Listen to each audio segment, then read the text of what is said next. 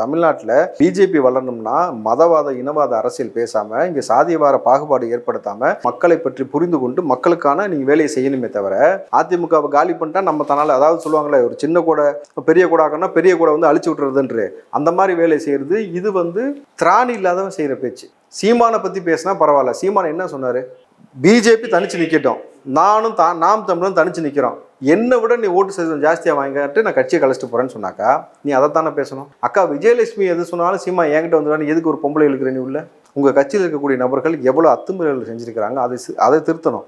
அதை விட்டுட்டு சீமானை பற்றி பேசும்பொழுது விஜயலட்சுமி கொடுத்து பேசுறீங்கனாக்கா அப்போ உங்களுக்கு சீமானை எதிர்கொள்ள திராணி இல்லை. நம்பர் 1. நம்பர் 2, நான் ஓப்பன் சேலஞ்ச் பண்ணுறேன், எங்கள் பிஜேபி தனிச்சு நில்லு பார்ப்போம். 2026 நீ பெரிய தலைவன் சொல்கிறீல்ல, தனிச்சு நில்லு.